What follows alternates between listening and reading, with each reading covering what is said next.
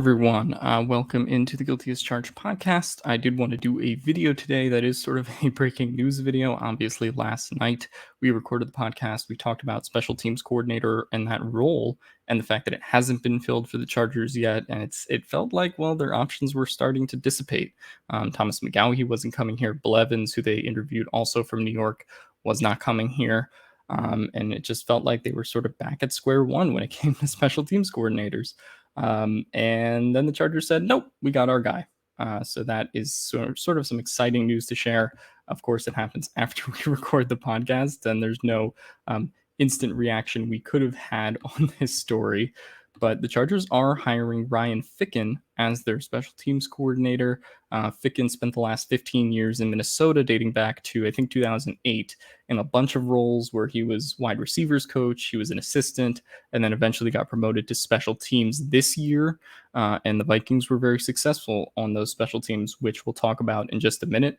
Originally, he was blocked from interviewing with the Chargers because it was a lateral move, but the Chargers pursued him hard enough. I don't know if his hiring will, connote a potential promotion in terms of title, where he might be, assistant associate head coach or, kind of any of those titles, because it feels like they would have to probably give him some promotion in terms of either money, years on his contract, or also maybe a title. So we'll get more updates on that as it comes. But I did want to talk roughly about Ryan Ficken and the job he did with the Vikings in his first season as special teams coordinator. So the Vikings were actually, I think, second to last in special teams in 2020. The Chargers, of course, were dead last in 2020 with their George Stewart, Anthony Lynn special teams. But the Vikings were near the bottom of the barrel too. But in 2021, they improved to 9th in special teams on PFF, and they were 13th in special teams DVOA. We'll talk about some of my concerns later in the macro, but I do want to immediately get into what this Viking special teams unit was able to do, because I do think it legitimately is a very impressive candidate. When we talk about Ryan Ficken and what he was able to do with the Vikings this year, they were top 10 in kick return yards. Obviously, that is something that is very, very admirable. Obviously, the Chargers were very high because they got Andre Roberts. If you break it further in terms of kick return average and what they were doing with Kene Nwangwu and as well as some of the other guys on the Vikings, they actually were second place in kick return average with 26.5 yards per attempt. So, being that high obviously is going to get people's attention. It's why the Vikings were very high in special teams DVOA and all these other statistics as well. Also, their kick return defense was very solid. Obviously, you see the Green Bay Packers here, who are eliminated from the playoffs partially because of their special teams. But if you look at who's dead last in a category you want to be dead last in, it is the Minnesota Vikings, who allowed 383 kick return yards. That is good enough for last in the league from their opponents as well. So they were very solid when it came to kick return defense on special teams. I think that is worth noting. And I think it's interesting because their specialists weren't crazy studs that they got. Obviously, the Chargers picked up Dustin Hopkins and Andre Roberts mid-season, but the Vikings sort of found their guys as they found their guys. I did want to talk about their punter situation. So they did have Jordan Berry, who was their punter this year, who was top 10 in terms of kicks or punts that landed inside the 20. So he had 26 on the year. If you're wondering how that compares to our buddy Ty Long, who is still currently on the Chargers, Ty Long had 11 punts that landed inside the 20 on the year. So that's obviously a serious production increase when you're talking about what Ficken was able to do with his punter. So that's something that if the Chargers do want to pursue that in the draft, people have talked about Matt Araiza, or they just want to replace Ty Long in general. I think it's good that Ficken had this experience with Jordan Berry and getting him to the level that he needed to be at. And there's not a whole lot of stars on their special teams in general. Greg Joseph was 86% on field goals converted this year and 90% on extra points. He had sort of bounced around the league for a little bit, was with Cleveland, cut by Tennessee last year. And with the Vikings, he was a stud. And he's probably going to be the kicker there for the foreseeable future, or until he starts missing field goals again. But was 86% field goals on the year, 90% in terms of extra points. And I think that's going to be something to watch. Tyler posted this on Twitter, but who's going to be kicking for Ficken in terms of Dustin Hopkins or potentially other options that are available? I think it's really good that he took someone who was a journeyman kind of kicker around the league, a young guy, and molded him into having a really great year, at least from kind of long range and all over the field, that the Vikings were willing to take field goals. He also took a pretty high volume that gives you hope, at least, that it's repeatable going forward in the future. I also do want to talk about Kene Nwangwu. So Kene Nwangwu was a fourth round pick by the Vikings in 2021 who had multiple kick return touchdowns. And by the end of the season, he averaged 37.2 yards per kick return, I think 2 weeks before the season. I think by the end, he ended up averaging somewhere around 34 yards per kick return.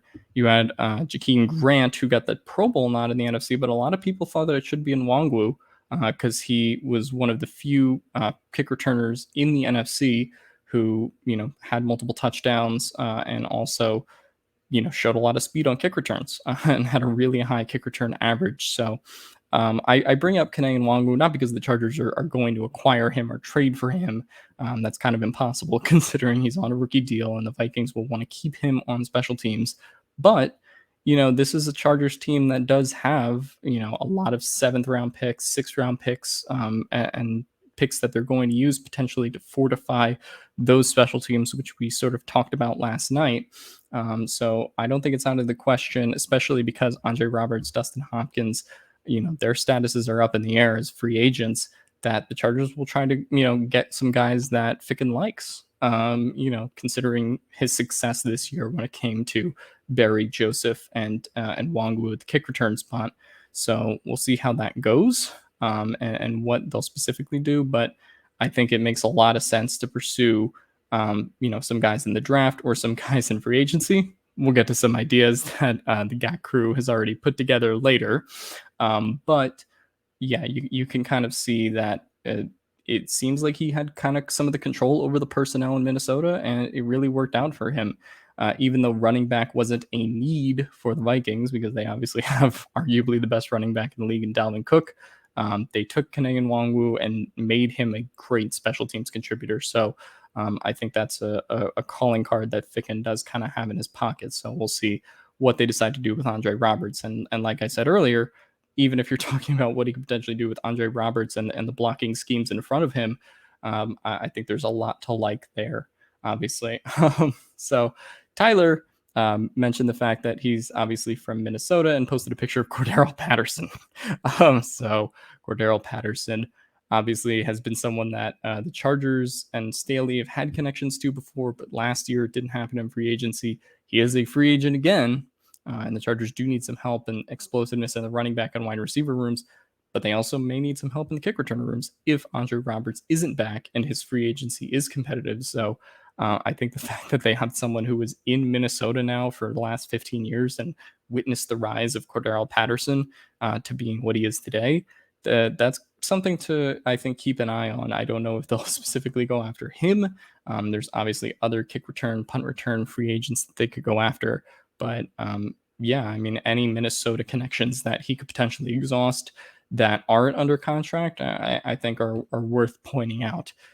So yeah, and then like Tyler said, the question is who's going to be kicking for Ficken and who is he going to want to kick for this team? Because I think the obvious Charger fan response is, well, they had obviously Dustin Hopkins, who did very well, and they had Andre Roberts, who did very well, and people want those guys back.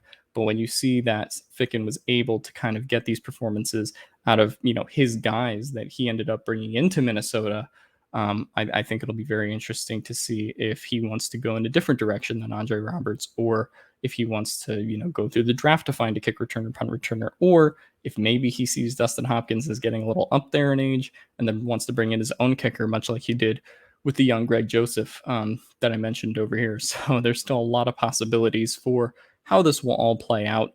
But I did want to give you guys a little bit of background into this hire. And one thing that I think is important to point out before I go today is that this is actually the Chargers' third special teams coordinator hire in as many years. So I gave you all the positives and all the laudables that you can laud on to Ryan Ficken.